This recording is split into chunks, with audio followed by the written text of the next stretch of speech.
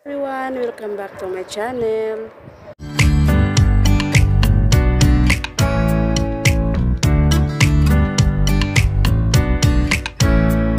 For today's video guys, isi-share ko po sa inyo kung ano po ang weather dito sa Morocco. As of now po, ang Morocco po ay winter season.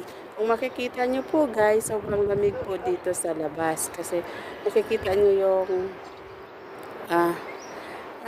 sa ganyan po, parang wala na po kayong makikita sa sobrang lamig.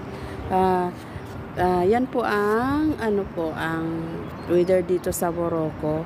May summer, winter, so may kunting fall pero parang summer at winter lang yung naranasan ko dito guys. So for today's video, sa mga nagtatanong kung ano po ang weather dito sa Morocco, ito po yun siya guys. As for now, winter at sobrang lamig dito po. So sa mga magbabalak pupunta dito at this month at January, February, March, December, yun, magdala po kayo ng makakapal na jacket, okay po, para po, at saka medyas at saka bonnet, okay po, kasi hindi lahat ng jacket may bonnet. So mas maganda kung may bonnet na mismo yung jacket nyo. Kaya nga ito yung palagi kong sinusuot kasi mas madali lang siyang isuot, saka komportable, at saka nandyan na yung hood. So okay guys, yan po ang ating video for today's video. Ito, tingnan nyo guys, oh.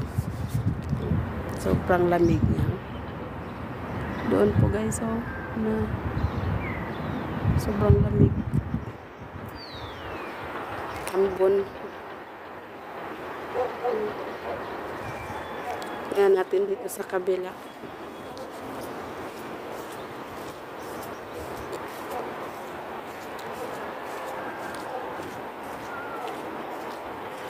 Kabilang side. Lamig. Kita nyo ang lamig-lamig niya. Okay po. So, that's it for today's video guys. Sa mga nagtatanong kung ano ang weather dito sa Morocco, winter at summer po. Okay? Ayan. At may fall din. Thank you guys for watching.